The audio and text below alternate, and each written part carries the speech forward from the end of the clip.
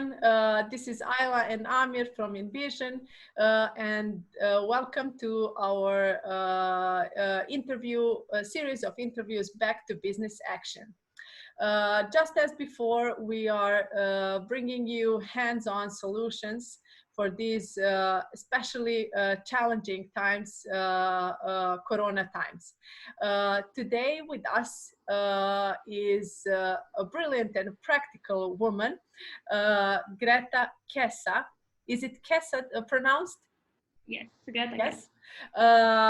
Greta is head of customer success at Mindvalley.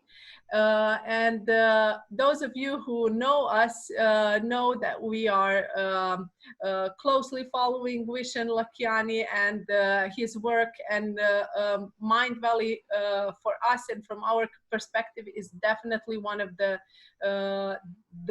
best companies when it comes to team culture. And Greta is here today with us to share some insights of how she, as a leader who leads an international team and also has her own work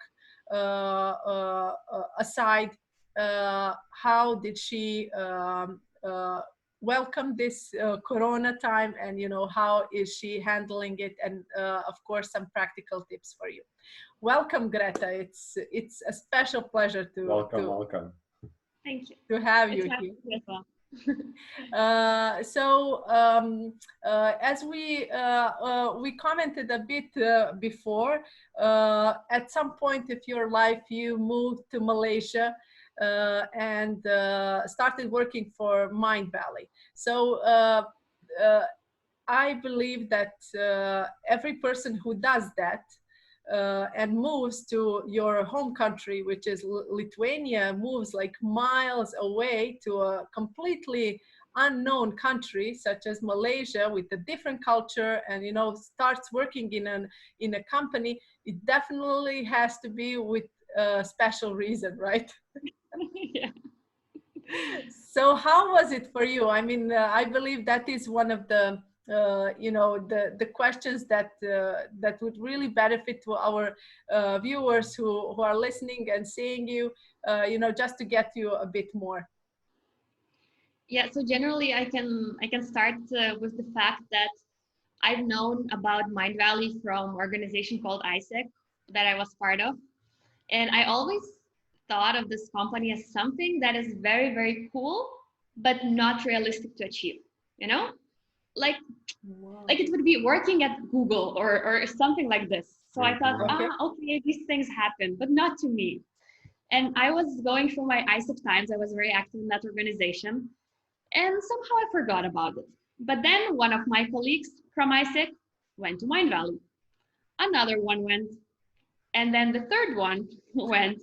And then I thought, wait a second, we were together. I count them as cool people. I think I'm pretty cool as well. Why don't I just try? So I had the calls with them, and then they said, apply. And then I thought, but still, I don't know. And then I just tried, I applied. And that's actually how I got it, and that's lesson number one. When you want something, just take the first step, right? It's so easy. I think for a while I couldn't believe myself that I got into the place that a few years ago seemed impossible, and that the more I was in Mindvalley, the more I understood why it looks so cool. Because I think it's firstly driven by mission, and most of the people who are joining Mindvalley, they're joining because of that mission. That you're gonna work on something big and you want to impact the humanity. And you don't want only to do sales, marketing, or customer support. You want to feel that you're part of something bigger. And I guess that's why now it's like almost 2 years when I'm here, and I'm just not planning to change anything about that. I just want to. So I don't know if I'm answering your question or not, but yes, that's it. I mean, many of us, have a dream of our dream job as something which is not realistic, as you said, but definitely when you have the right environment in terms of a genuine culture, and when you give people the space to do what they're good at naturally, then it definitely is, you know, realistic to expect miracles to happen, and you know, to expect that kind of cool vibe, as you explained it, from a company. Uh, Before we go and dive deep into Corona times topics, I have just one question for you. I read in Vision's book that you have, when someone else, when someone joins the Mindvalley team, you basically go through a special exercise called 3 Important Questions. So can you tell us a bit about that and your experiences with it? Mm-hmm. I do believe that this exercise is generally very good for any individual because it makes you think what you really want in life, not in terms of certain goals, let's say, oh, I want to be rich or something like that, but it goes through these really essence questions. That's why it's called 3 Most Important Questions, like what experiences you want to have, how you want to grow, and how you want to contribute. And I remember when I did this exercise, even before joining Mindvalley, and then later after I did, it was just so empowering for me as well to understand what is it that I want in my life. It gave so much clarity in terms of my mission. And when I had everything on the paper, I'm like, oh, okay, so this is who I am, and this is what I'm aiming for. Mm-hmm. And so we have these pages with these pieces of papers in the office, and it represents all team members, and usually they are at the place where a person is working on that floor. And then what is always available is that you can go and check what this person is all about and what are they aiming for. And also we have electronic database of all 3 most important questions of those people. And for example, when we have an initiative of Love Week every year, and you get a human to take care of, a lot of times people are going there to look into their humans' 3 most important questions to know what they're aiming for. Let's say one person wanted to go to Paris, so the angel gifted the book about Paris, right? As an example. Mm-hmm. So this can also enhance and showcase who we really are about. And I can also tell how my team recently used that. Okay, great. And it was a suggestion from one of the team members. That's why I'm like so proud and happy of those initiatives. So that was like, the idea was to have like a museum of 3 most important questions, and that all of us would go through all team members' answers, and then afterwards we would ask certain questions. But then Corona happened, as you said, and as we were planning to do that during team building, we could not. But then I talked to this team member and said, why don't we do that online? So actually we did this online 3 Fridays in a row. So the process was very simple. The person would go, like everyone would go through, let's say, my 3 most important questions. And then all of them, one by one, would ask any clarification question that they're interested in, and something that stood out for them in my answers. Let's say something that surprised them or they found very interesting. Mm-hmm. And after those 3 Fridays, when we finished with all the team, we noticed, wow, we got to know so much more about each other that, let's say, we really didn't think that someone is dreaming about riding a motorcycle, or someone wants to contribute to homeless animals or something like this. So it really helped us understand who we are as humans and what we really want. And I think this exercise just bonded us way more than any official, team bonding activity or anything, because we truly were interested in each other and looking, about like into things about each other. You just mentioned that the initiative came from one of the members of the team, not you as the boss of the team. Yes. What does that mean for you? What does that represent? I love it. I love it. It's that's the thing that I'm still on the journey for that, but I strongly believe that when team members are starting to take these kind of initiatives, it kind of indicates that the leader has done a good job in certain area. And I'm not saying that to praise myself, because I said I'm still on the journey. But we will praise you. Oh, Greta.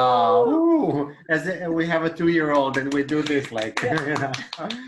Yeah, but it is a big thing. That's why I'm asking, Yeah. You have, your point is something I deeply agree with, in terms of this leadership. It does mean that you give, let's say, a feeling of freedom and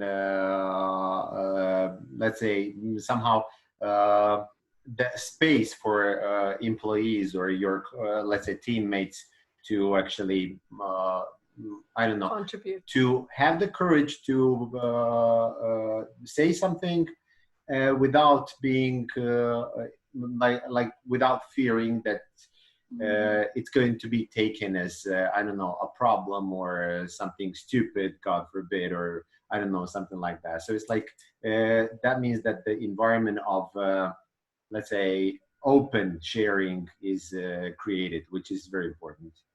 Yeah. Yeah. And as I said, like, this is really like the journey where, I'm trying to go towards more and more. And I'm a huge fan of empowering people and all these things, like, just being open with them and being very honest and even vulnerable. And I do believe that it's not, I never wanted to be in the leader that is like super cool and know it all. And I think that's sometimes the biggest trouble when team leaders think that they have to know everything, and this is when they build like a wall between them and the team, in my opinion. So these things, like, the closer you are to them, I think the easier is to achieve the goals and just feel like, oh, we're all in this together. And that is why this corona situation is so challenging, because it brings and it emphasizes the culture that already exists. So in your case, I suppose that people started sharing even more, and in teams that didn't have this open and free to share environment, that they maybe even closed more. So how did you, as a leader who is leading an international team and who now didn't have access to people, live access, how did you see this? How did you perceive the corona challenges? I have to say that, let's say, two-thirds of my team, they are all the time working from home because they're all across the world. Let's say I have a big team in Costa Rica, and then all different languages contractors. But yeah, my main core team is in Kuala Lumpur together, and we have always been very close. And we're the team where we see each other, we ask about like how everything's going, and then give each other like the hug and everything. And then like the first week happened of lockdown, and I was just feeling, how do I hug now, my people? I started missing that a lot. But I don't know, like, I got this question last week during one of the webinars. Do you think teams are shifting from team culture to individualistic culture? And what you, Ayla, mentioned, I think is totally correct, that crisis times just only emphasizes the team culture. And I was not worried that we would get separated, or that we would not feel each other anymore. Maybe I was more worried about the well-being of individuals, because a lot of us are living on our own. We're far away from our families, right? We're here in Malaysia from across the world, and some of us are living alone, and that's the hardest part, I believe. However, from team perspective, I know that my team is crazy enough to survive that, and I had this feeling that we always will find ways how to do this. And I guess that's the point where I can share one of my initiatives that we did in the team. Shall I? Yeah, please. Yeah, so I don't know what happened and how this idea came to the mind, but I just felt that, oh, every day we're having these daily catch-ups, and this is how we start our day, and this is where we share our mood. That's also, I think, the agenda of this daily huddle is also like pretty interesting, because it's dedicated not only to focuses or daily numbers, but also to understand how are we as people and as a team. So I thought, okay, we're all gonna be at home, and people start talking about this, working from your pajamas and the kitchen and so on. So I just asked the team, would they want to have a challenge where they would need to dress up in a certain way every day according to the theme? And honestly, it was such a risky moment for me. I thought that they would not go for it, that it would sound too weird. But somehow, some of them were very enthusiastic, and others were like, okay, we can do it. But when we started, wow, it was just, I couldn't wait every day to open Google Hangouts and see how they are dressed up. And that would definitely be a highlight of the day. So for example, first week we had the themes as gym or winter wonderland, or I'm at the beach, or something like that. And then we had these fancy themes where we would dress up and put the makeup and everything. Oh my So they God. were, so this is a very, very, very funny moment, I would say. And it just shows how much creativity we have and how much we enjoy seeing each other in different, just roles. Yeah. Wow. And can you tell me the reactions of people that you got? What would you say that, that were results of this, aside fun? Yeah. It's cool that you said wow, this reaction, because this challenge is called Wow Challenge. And it's called Wow Challenge because the team, actually internally, our team is called Wow Team, because we're customer success and we aim to wow our customers in the way, not necessarily, in this big emotion, but more like that when we're supporting them, we're trying to send some love and care through our emails. In this case, so this is how it started. And actually every time when I would, as I said, open the meeting, I would really have this reaction of wow. Like, wow, my people are so creative. And so outcomes, I didn't expect that. I didn't expect, when I asked them after the first week, how is it and do they want to continue and how they're feeling about this, a lot of people mentioned that this opened up different angles of each personality, to understand how the person express herself or himself in terms of the theme. That really opened up our creativity. And just having this bonding time together and understanding, okay, who we really are. And one thing, I think the strongest one, is that I felt that myself, and some of the team members shared that, not all days are cool and happy. And I myself, I'm generally a happy person, but sometimes we just wake up and we don't feel it, right? We either sad or angry, or especially in these days, we're anxious. There's so much uncertainty, there's so much unknown, and we don't feel safe necessarily. And then when you have to wake up, stand up, go dress up, and show up, that takes courage and that takes action. And some people said that actually that impacted their mood and their well-being, because they could shift the focus from only these negative downside things to actually something that could uplift their mood and impact their general emotional state. So for me, that was the biggest thing, which I did not expect. I thought we're gonna have fun and that's it, and that would be enough.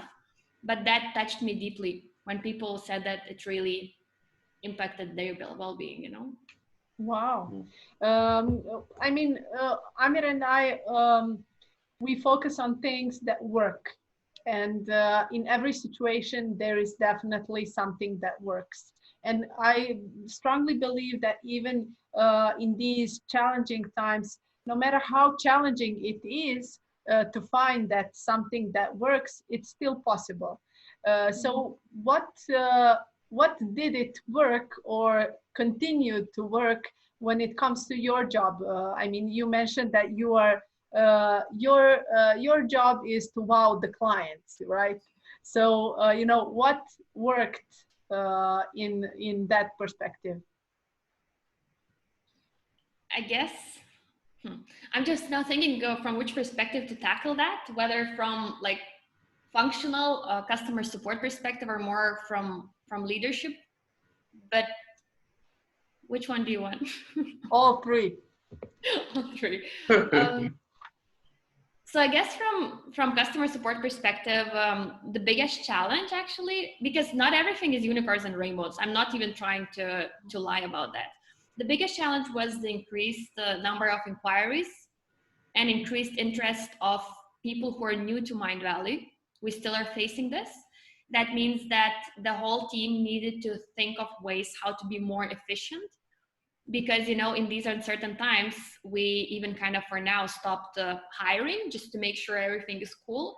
So that means in order to get back to these customers, we needed to find ways, how do we do this? Okay. And what really worked, I would say, from team perspective, and for me as a team leader, what I'm very proud of my team is that they were understanding that our customers need us. And I think the secret to that is that we have always been emphasizing the mission and the importance of our team. And in situations of crisis, I think it's so important for people to know why they're doing what they're doing. Mm-hmm. And when leaders are asking for them to be more efficient or take additional actions, or maybe sometimes even work a little bit more, like we do have situations like that, it's so crucial that we explain why is it so and why your work matters. So that is definitely what worked, I think, very well with my team, being open to them, explaining and just talking and being on the same page. And in that case, we see really increased efficiency numbers. And that way we're able to at least maintain normal level of service. I'm not saying ideal, it's very hard in these times, but manageable one. So it's speaking, being open, and just being in that together. Because I do believe that there's so much uncertainty. So if we as team leaders, we are providing at least some certainty to the team and assurance that I have your back, whatever happens, that's the most important. Wow, great. Cool. In this, we always, as you said, it's not all, you know, rainbows, and we know that many things have changed. And I mean, from our perspective, team buildings, workshops, educations, everything got canceled. And we even host business meetups on a monthly basis across the country. So basically, you know, 80% of our work got canceled in just 2 days because it was location connected, and, you know, involved a lot of people on at one place. But at one point we went through the shock. We went like, okay, this happened, and we acknowledged the fact, and we just thought about two questions, like, what is our responsibility? You know, you can only influence what is in your responsibility. So basically that was the thing that we were aiming. And another thing is, how can we contribute and how can we help now? And that's basically how this series of interviews was born, because we realized that we were asking for solutions and ideas from fellow entrepreneurs or from other people who are specialists in the business world, from our coaches. And we basically asked and searched for solutions in the business world, and we realized, if it helped us, change perspectives, or maybe have aha moments about some things, what can be done, definitely it can help others too. But not everything is great, and it definitely some things were better before, but it is what it is, and we can only do what is happening now. What would you say that was your biggest challenge as a leader for this change, right? Yeah.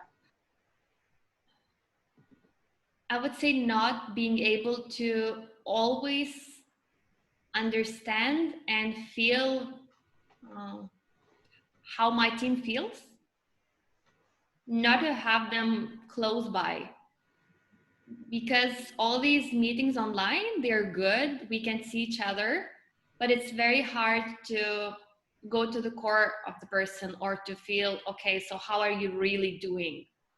And I was thinking, how to go about that. And of course, I don't think there is a need to invent the wheel, but simply one-on-ones that are dedicated not for KPIs review out, right, or necessarily project updates, but for this question, how are you really, right? How are you feeling? How is it getting you? And essentially, how is your family back home? And what does it make you feel? Because I do believe that if people feel cared for, and I can say that about my personal example, when I feel cared for, they care as well.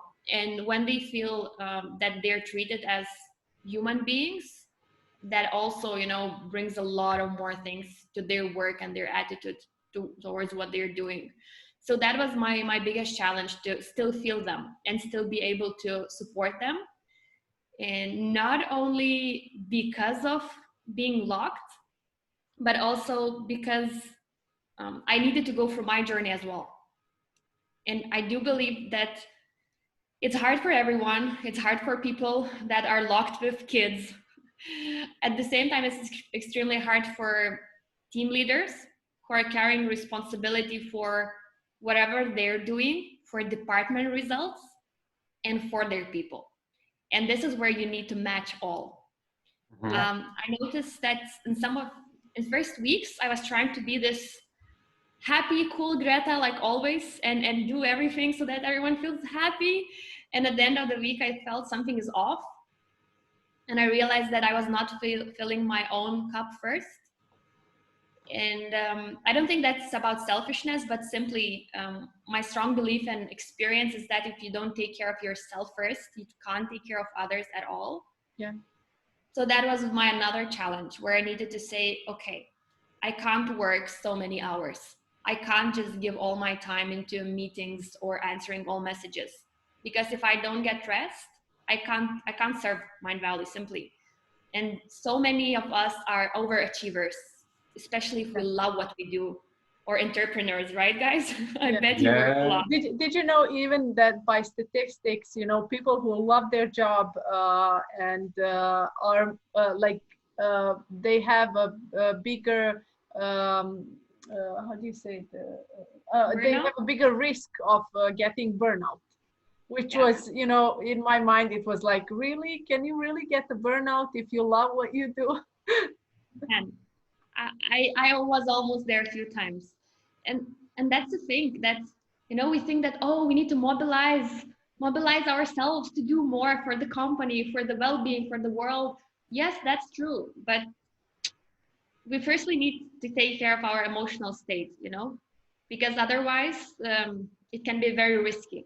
And I do believe that nobody is irreplaceable, and we all have to understand this from a pragmatic point of view. And your team, your company, whatever, stakeholders, shareholders need you fully healthy and functioning. And that should be a very important emphasis, I think, for everyone, especially those who love their jobs. Yeah, there was this one thing that you mentioned before, and that's the something about the vulnerability that comes from Brené Brown. You want to say it again? What I was saying About the silence. Oh yeah, exactly. Yeah, so I don't know how exactly Brené Brown said, but her point was that vulnerability is being fed by shame, and shame, no wait, shame is being fed by silence, when you're not speaking up and when you're keeping everything for yourself. And only when you have the courage to be vulnerable, you can actually go through these things that are happening to you. Yeah, it's like if we are in these Corona times, if we're feeling like, I remember clearly that Ayla and I went through periods of fear and panic, and then we came to the point when we're like, what the hell are we waiting anymore? You know, well, when is this going to end and stuff like that? This is like, we're fed up with this, and there's no more fear, you know, there's no more like, okay, Corona, come, you know, do whatever, just let me out, you know.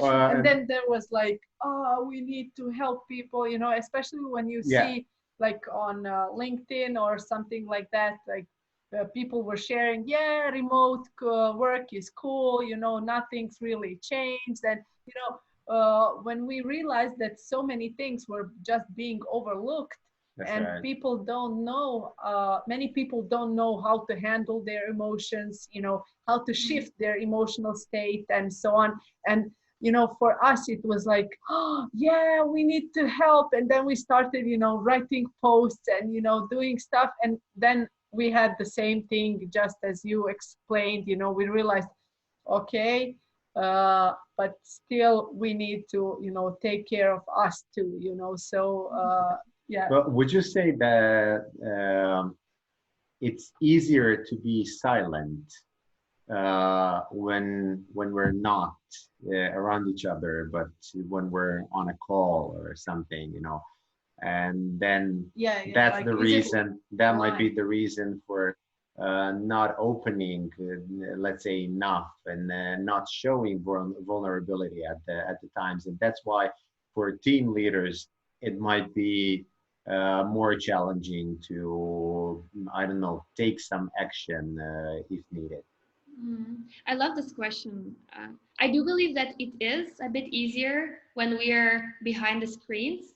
That's why social media is so amazing at hatred, when we can express, you know, these certain emotions, but we don't really want to show who we really are with the filters and everything, right? We just show what's comfortable.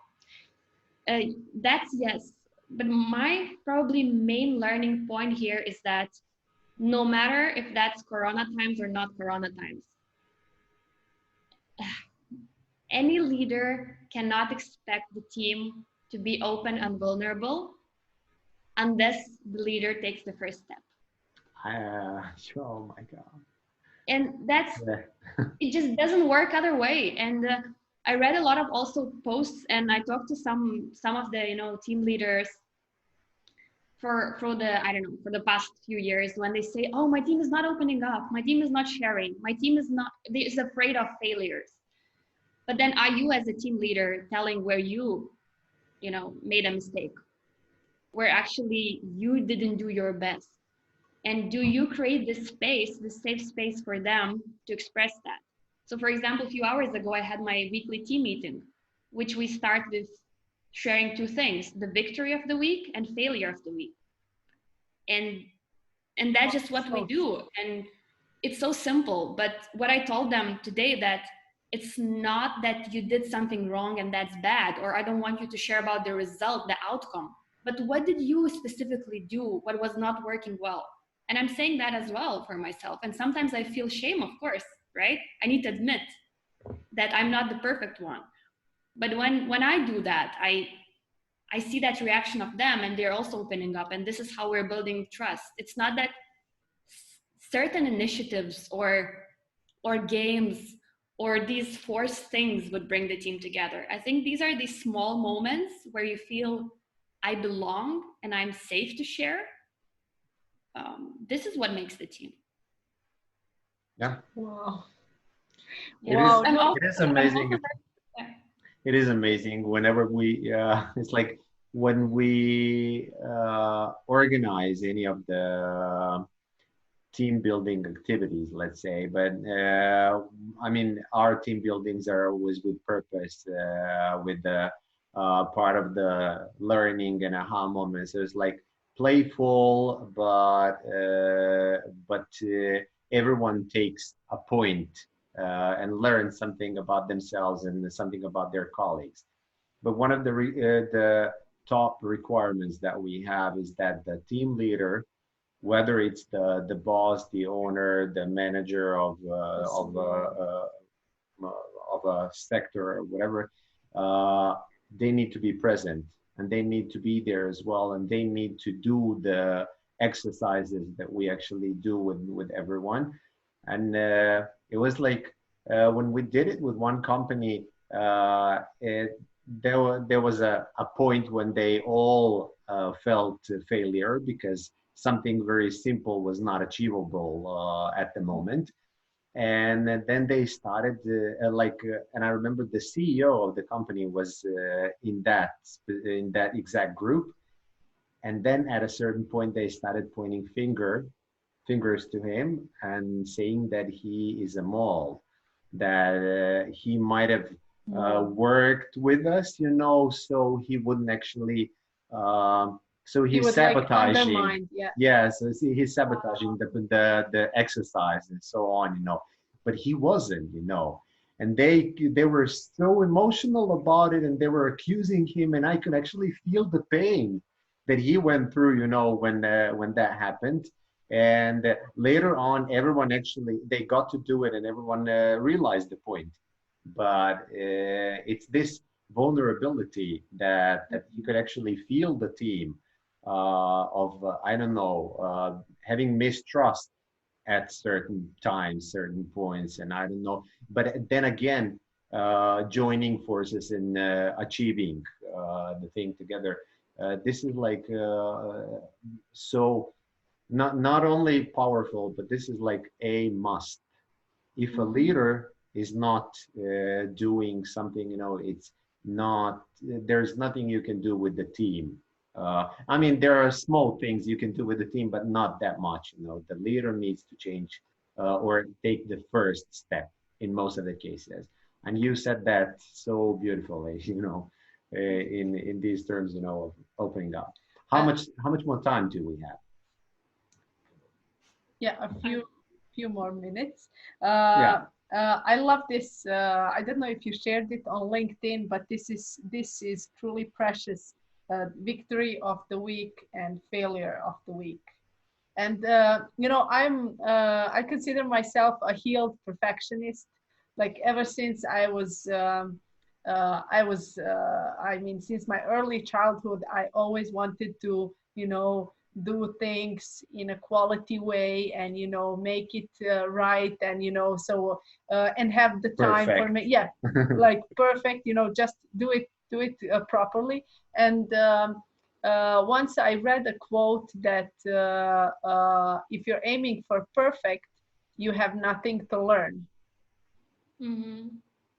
And that really hit me. It was like a slap in the face, because then I realized it's if I'm so into personal growth, which I am, and I'm constantly growing, and you know, I I don't even recognize myself from last year because I feel I've grown so much and I love the process. Then how can I aim for the perfection, you know, and not learning anything? So it's like it's there. It's two opposite concepts. And I realized it basically that my need for perfection had hidden inside the fear of failure. And when I read this quote, I felt that, you know, I of course went through the fear of failure and, you know, what it meant for me and how did it start for me and so on. But eventually I just acknowledged that, okay, I'm gonna fail, but in the same time, that means I'm going to learn a lesson. And I literally, changed my perspective from doing things perfectly to doing the best I can, because, it's a win-win for me anyway. Either it's a victory, either it's a lesson, and, that's it. So this exercise is wow. I would really recommend it to everyone who's watching.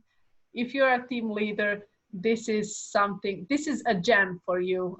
And as Greta said, when you lead by example, and when you show that you're only human and you're not a perfect robot, your people just will follow naturally. And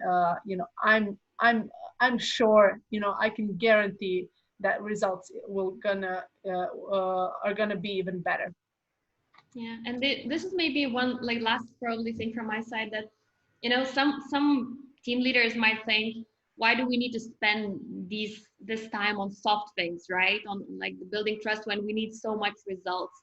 But I can just tell from my own perspective that results can be achieved way easier with this, because it gets the momentum.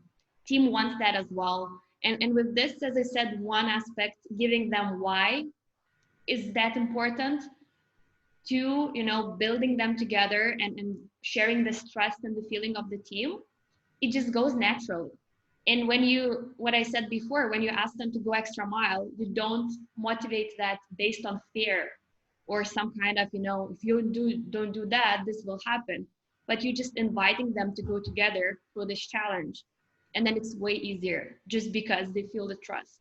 So that is like it's direct results, the direct effect of the results, if anyone is wondering. Yes, it's so great that you emphasize it, because a lot of leaders who are not who don't have much experience with personal growth don't actually they aren't convinced in the results. So it's a great point that you mentioned it. But you can't do that for the sake of results, but it has to be genuine care, right? Yes, I mean, if the person is really stubborn and has certain beliefs, I would still recommend at least doing that because he or she wants to achieve results.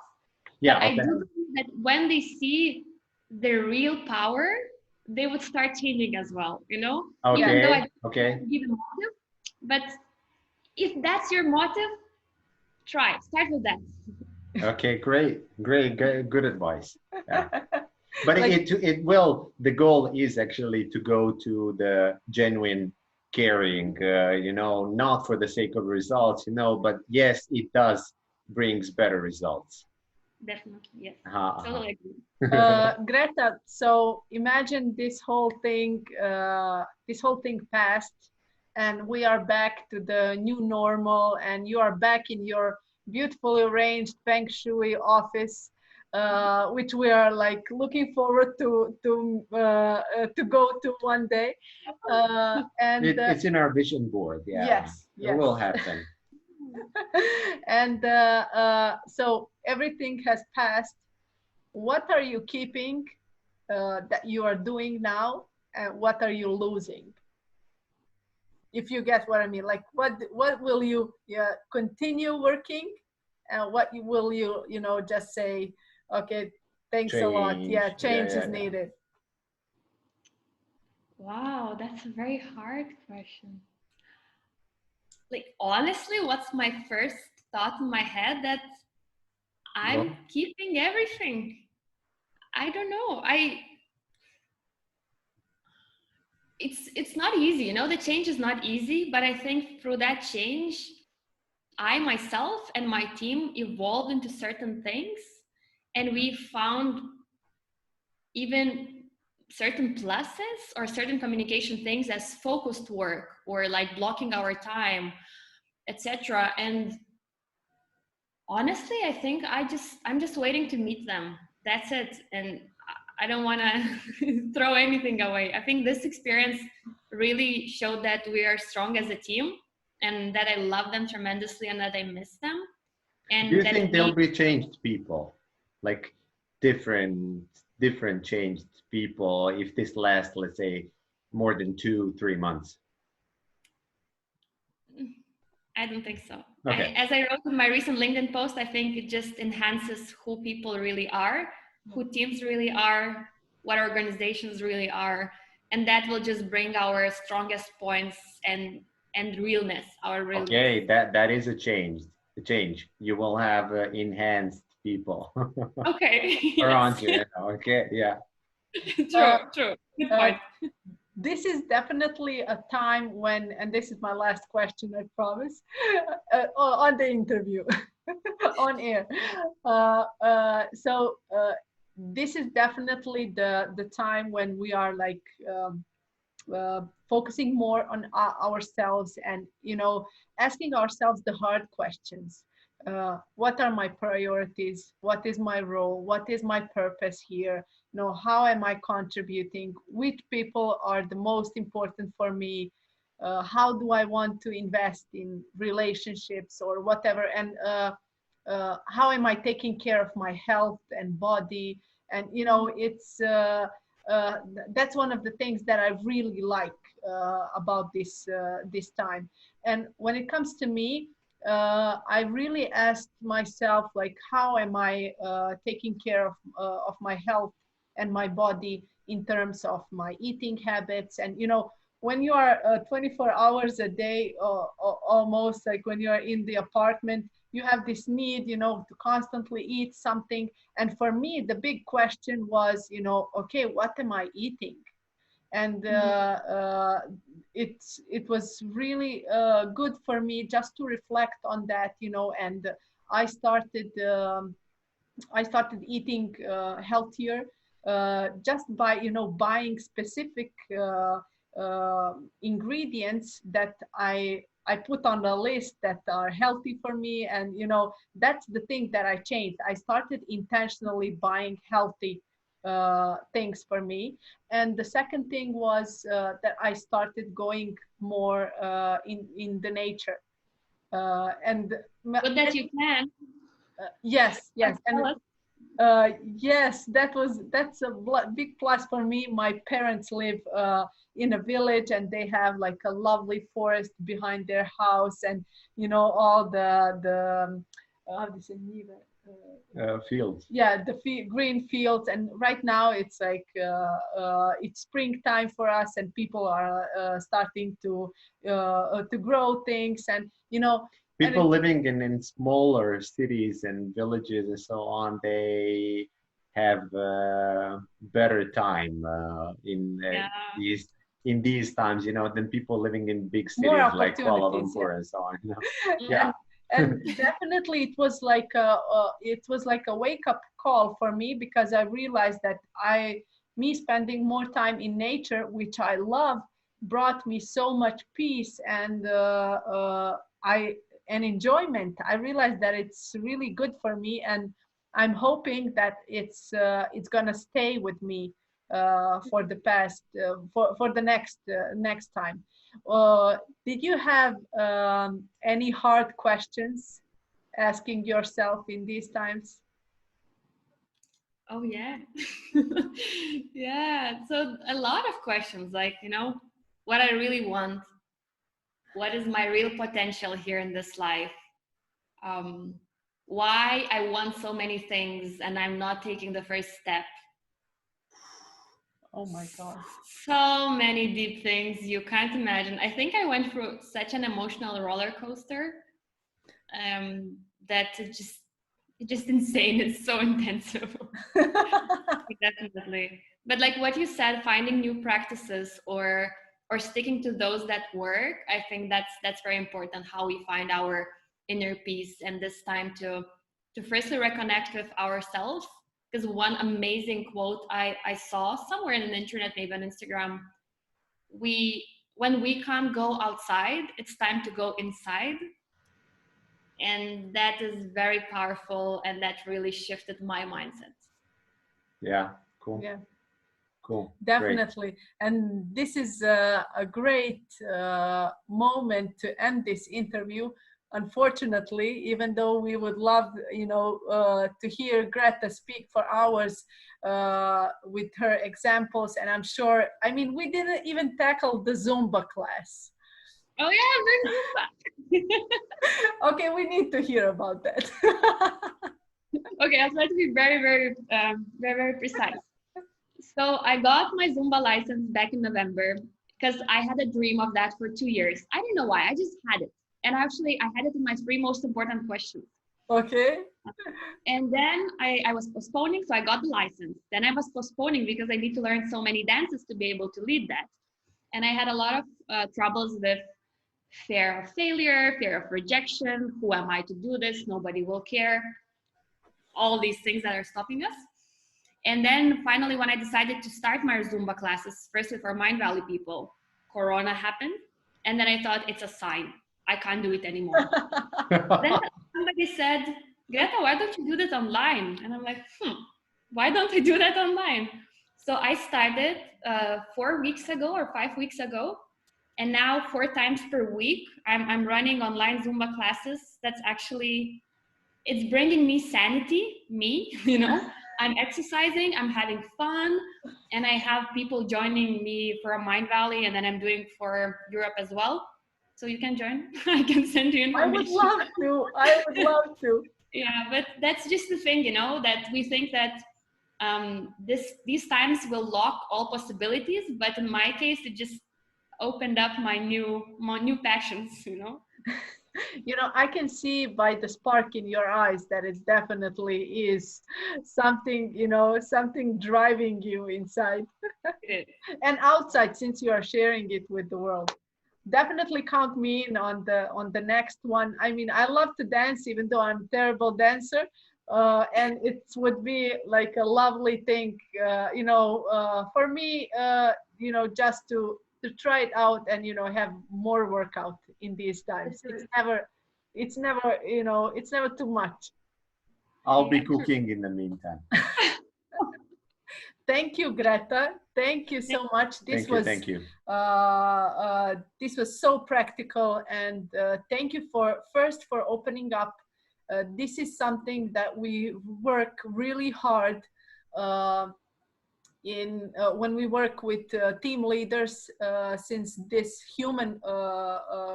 the concept of human leadership is not so alive in Europe yet.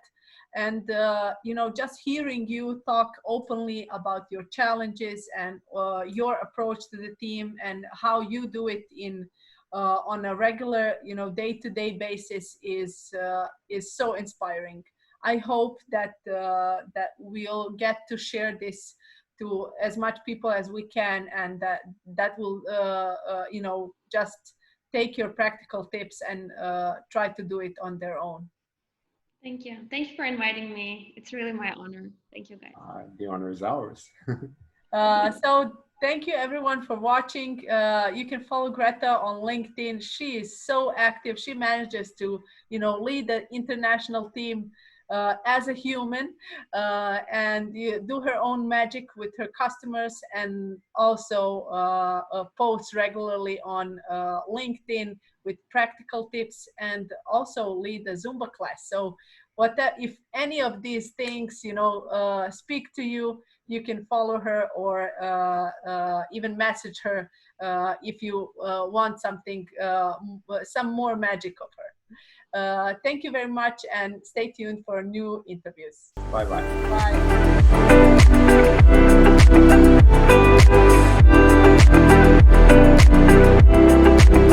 Bye.